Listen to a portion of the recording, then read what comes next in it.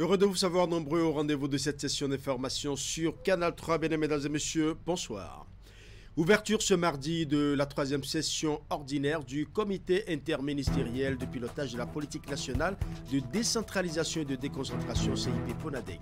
Les travaux vont permettre de faire le point d'étape de la mise en œuvre des recommandations issues de la dernière session tenue en juillet dernier. Aussi, les débats porteront sur le rapport 2022 de l'état de la décentralisation au Bénin. Les détails dans un instant. À l'université d'Abomey-Calavi, un colloque scientifique international pluridisciplinaire est organisé au profit des étudiants. Initié par l'Agence nationale pour l'emploi au Bénin et soutenu par plusieurs partenaires, ce colloque permettra aux participants de réfléchir sur les mots qui minent le développement de l'employabilité sur le continent, d'où l'importance du thème employabilité dans un contexte hautement concurrentiel, les leviers de capacité à l'emploi en Afrique. Nous ferons également un tour dans le département du Mono et plus précisément à Lokossa où les mesures sont prises pour restreindre de façon drastique l'exploitation illégale des carrières. Entre autres mesures prises par la préfecture de Lokossa pour l'assainissement du secteur, des autorisations délivrées aux artisans miniers et l'immatriculation des sites d'exploitation. Voilà pour les titres. Mesdames et messieurs, à nouveau, bonsoir. La troisième session ordinaire du comité interministériel de pilotage de la politique nationale de décentralisation et de déconcentration CIP PONADEC s'est ouverte ce mardi. Les travaux vont permettre de faire le point d'étape de la mise en œuvre des recommandations issues de la dernière session tenue en juillet dernier. Les représentants des différents départements ministériels vont également adopter des rapports de suivi et évaluation de la PONADEC. Les débats porteront également sur le rapport 2022 de l'état de la décentralisation au Bénin. L'agenda de cette session a été évoqué en ouverture par le directeur de cabinet du ministre de la décentralisation et de la gouvernance locale. Émile Yolofon est également président du présidium des travaux. Suivant. La présente session fait suite à celle tenue dans cette même salle le 27 juin 2023, à l'issue de laquelle des recommandations ont été formulées. Au nom de celle-ci figure la recommandation dont la mise en œuvre conduirait à l'adoption du document de la PONADEC par le gouvernement. Au regard des diligences effectuées dans la conduite de ce dossier, depuis la précédente session jusqu'à ce jour, je voudrais informer que la communication portant approbation de la PONADEC a été transmise au secrétariat général du gouvernement pour adoption par le Conseil des ministres. C'est l'occasion de saluer tous les efforts consentis par les différents acteurs impliqués dans ce dossier pour l'atteinte de ce résultat.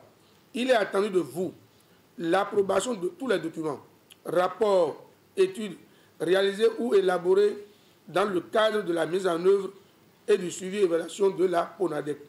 À cet effet, il sera soumis à votre appréciation au cours des travaux de cette session le point des activités réalisées ou en cours de réalisation dans le cadre de la mise en œuvre du PTA 2023 du secrétaire permanent du CIP PONADEC au titre du troisième trimestre. Ensuite, seront soumis à votre appréciation les résultats issus des travaux d'élaboration du rapport 2022 sur l'état de la gouvernance locale au Bénin. Par ailleurs, un point sur les travaux réalisés dans le cadre de l'actualisation du guide méthodologique d'élaboration de l'IGL et de sa plateforme est également inscrit à l'ordre du jour de la présente session. À l'université d'Abomey-Calavi, un colloque scientifique international pluridisciplinaire s'est ouvert ce mardi. Il est axé sur la thématique employabilité dans un contexte hautement concurrentiel et levier de capacité à l'emploi en Afrique. Avec l'appui de l'Agence nationale pour l'emploi au Bénin et bien d'autres partenaires, les participants vont réfléchir sur les mots qui minent le développement de l'employabilité sur le continent. Reportage. La thématique de ce colloque international est d'un intérêt capital pour le monde universitaire qui a massivement effectué le déplacement, puisqu'elle a trait à l'employabilité dans un contexte hautement concurrentiel. Il s'agit ici de mettre l'accent sur les leviers à actionner pour une meilleure capacité à l'emploi en Afrique. Au cours du présent colloque, les thématiques ci-après seront abordées. La famille en Afrique et l'employabilité, l'école et l'employabilité, l'université et l'employabilité, Nous mettons l'accent sur l'université parce que l'université est l'industrie qui produit les produits finis pour l'administration publique et pour l'animation de l'État. Ce colloque intervient dans un contexte de morosité économique où seule l'employabilité entrepreneuriale est l'issue tant désirée par les politiques afin d'atteindre les objectifs de développement escomptés. Vous comprenez donc qu'au même titre que la jeunesse africaine, les gouvernants placent dans ce rendez-vous scientifique un légitime espoir que la communauté scientifique réunie ici pour quelques jours d'intense réflexion n'a pas le droit de décevoir. À ce rendez-vous scientifique, il s'agira pour les participants de mener des réflexions sur les contraintes, les stratégies, les méthodes et approches novatrices relatives à l'emploi, aussi bien dans l'auto-emploi que l'emploi salarié. La rencontre est initiée par le Centre intercompétences de recherche et d'analyse en dynamique des organisations africaines et bien d'autres laboratoires de recherche. Les différents travaux d'éminents chercheurs que vous êtes feront œuvre utile. À ce sujet, je voudrais vous rappeler les principaux axes autour desquels s'articulent les grandes actions envisagées, tant à l'échelle nationale que continentale. Il s'agit d'améliorer l'employabilité des finissants du système éducatif, de réduire le sous-emploi et le chômage de longue durée. Il s'agit enfin d'améliorer les performances du cadre institutionnel, de gouvernance et de gestion du secteur de l'emploi. Je veux donc vous assurer la communauté scientifique du soutien du gouvernement pour ce qui se réalise dans le monde universitaire et qui concourt au développement. Les travaux prévus en présentiel et en visioconférence durent 72 heures à l'université d'Abomey-Calavi. Ils seront assortis de pertinentes recommandations pour un développement axé sur le défi de l'emploi en Afrique. Cotonou abrite également 2 réunions stratégiques des acteurs et experts aéronautiques.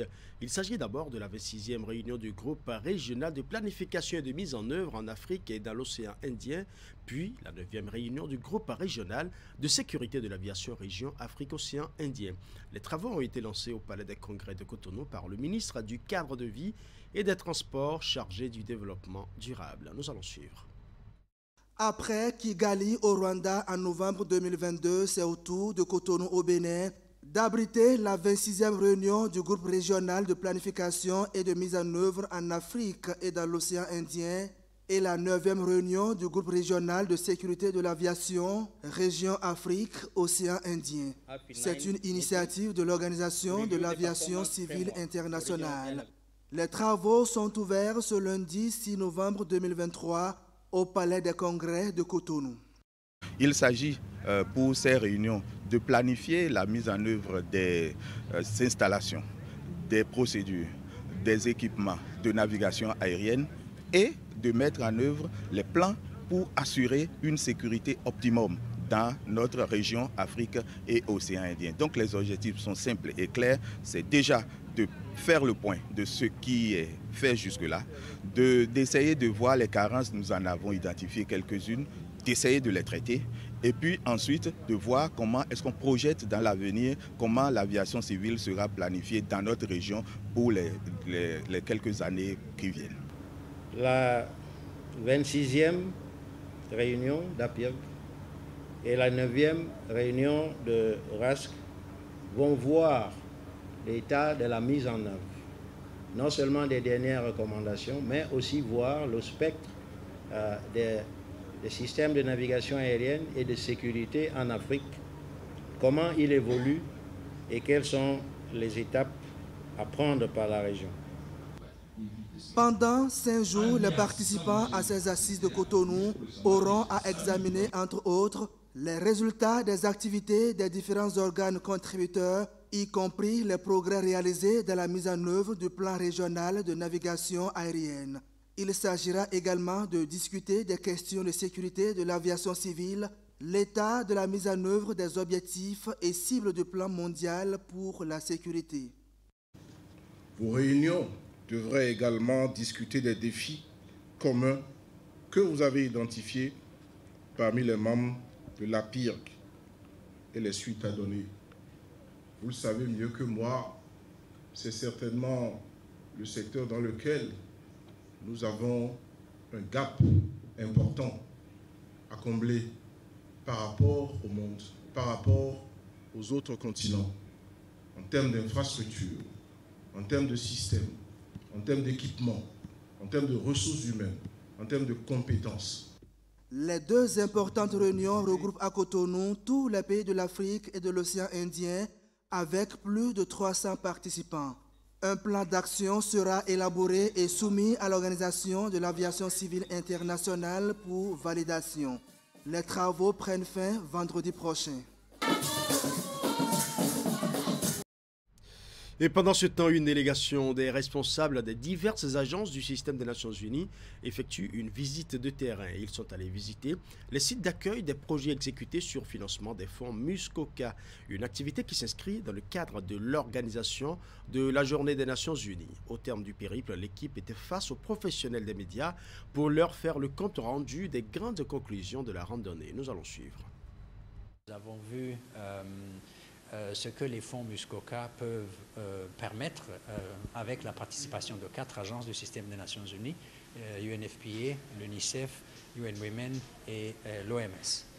Alors, j'en tire 3 conclusions. La première conclusion, c'est que nous sommes là, nous sommes présents aux côtés de la population béninoise et aux côtés du gouvernement, aux côtés des autres partenaires, et nous avons des impacts, nous avons des résultats sur le terrain. Et la deuxième conclusion, c'est que nous sommes aussi dans beaucoup de domaines. Les 6 visites que nous avons eues nous ont permis de toucher au moins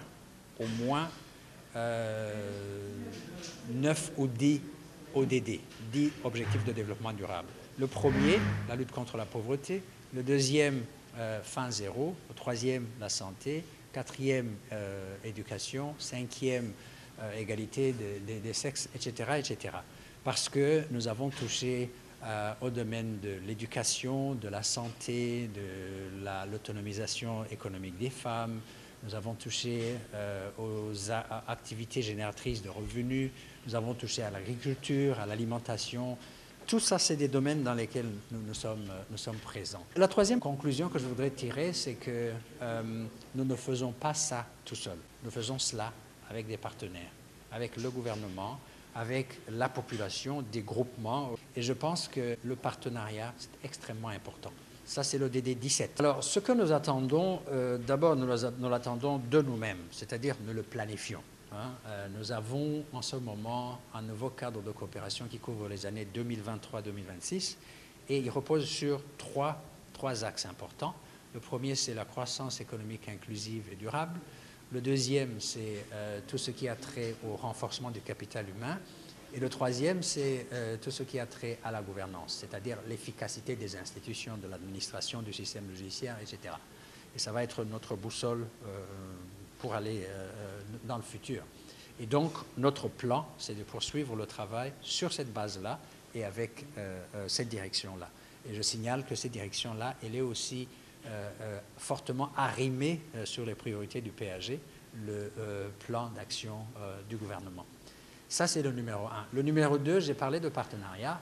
Nous allons aller vers les partenaires et disons, renforcer nos partenariats parce que nous avons vu ce que peuvent faire les partenariats. Alors à présent dans la commune de Condé qui fait actuellement face à d'énormes difficultés liées à la dégradation des voies d'accès à la localité.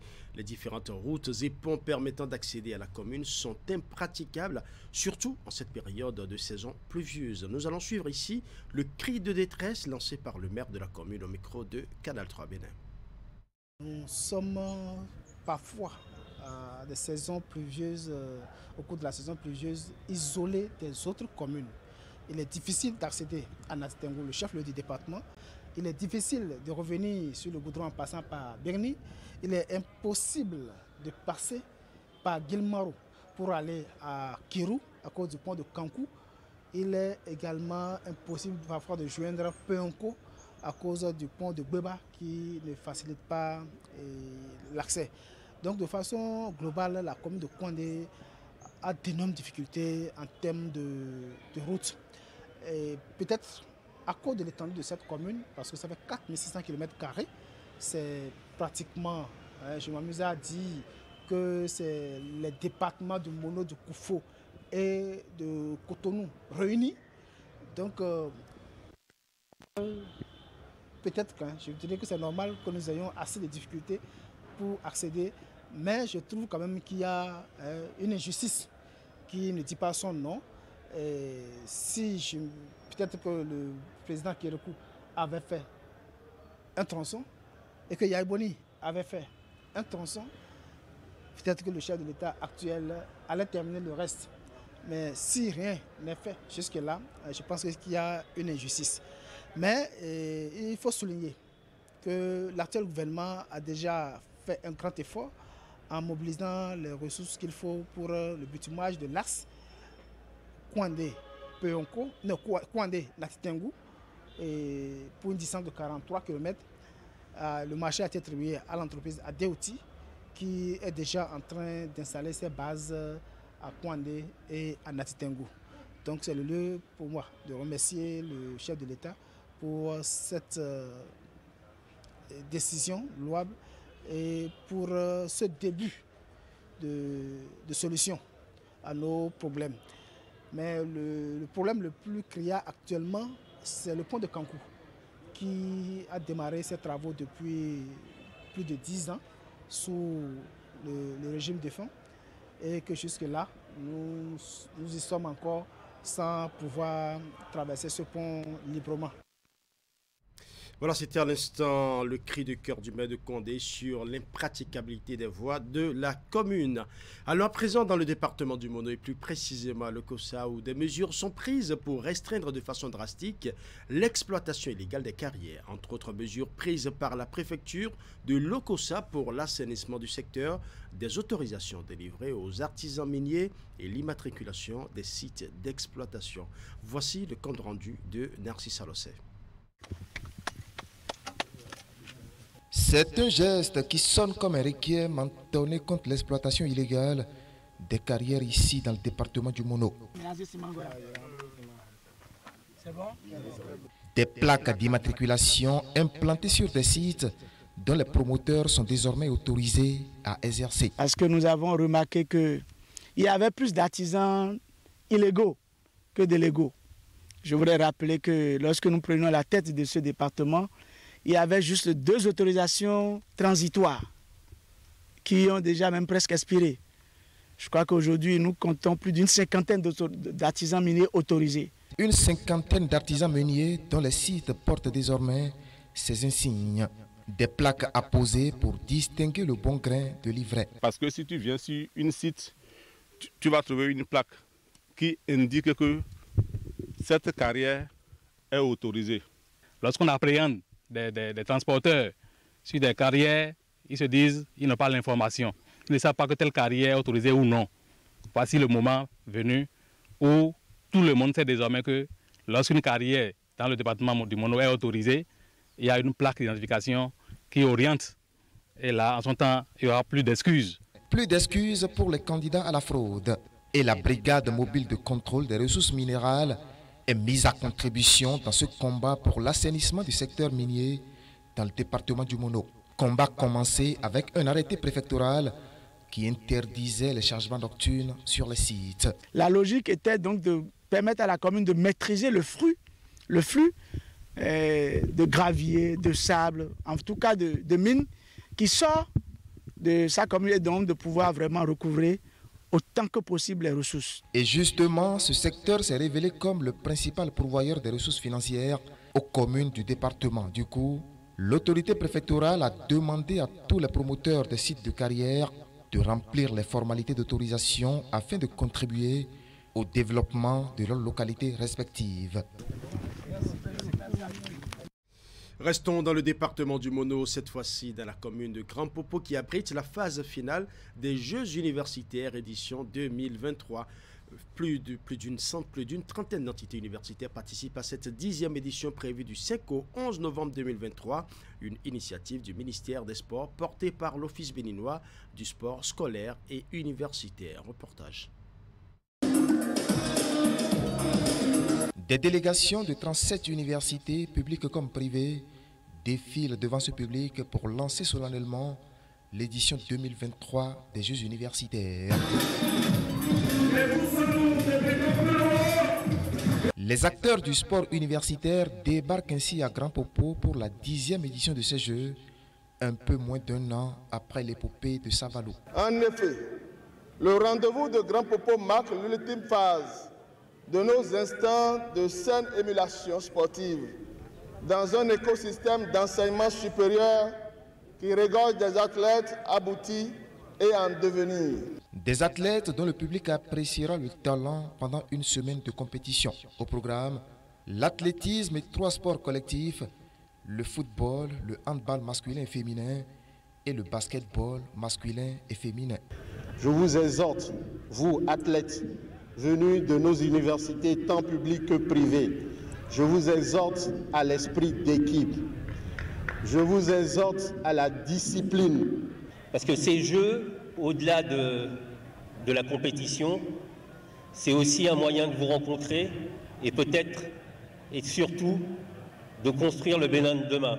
Et pour les organisateurs de cet événement, la construction de ce Bénin de demain a déjà commencé avec le président Patrice Talon à qui des hommages ont été rendus. Sous sa houlette, mesdames et messieurs, on a pu construire le cadre idéal que constituent les 22 stades omnisports où se déroulent depuis 4 ans les Jeux scolaires et universitaires du Bénin, et c'est un grand mérite à son honneur. Très chers collaborateurs, soldats du front, cela fait 10 éditions que vous vous battez pour que nous puissions arriver à ces résultats probants. Soyez-en félicités et que Dieu nous donne la force et la santé nécessaires pour que le sport en milieu universitaire ait l'éclat et l'élan que nous souhaitons. Le souhait surtout d'un retour du sport de laboratoire sur les pelouses, parquets et autres pistes au Bénin. Et l'ébauche a été montrée au public juste après la cérémonie protocolaire avec la rencontre inaugurale en football. Une rencontre qui a mis aux prises l'équipe de l'Institut national de l'éducation physique et sportive dont les joueurs sont habillés en jaune et celle de la faculté des lettres, arts, langues, sciences sociales et psychologie d'Abo Mekalavi. À l'arrivée, les Verts se sont imposés par le score d'1-0 grâce à cette erreur défensive de leurs adversaires du jour. Voilà, ici sur FM ce journal. Merci pour votre aimable attention. Bonne soirée à chacun et à tous.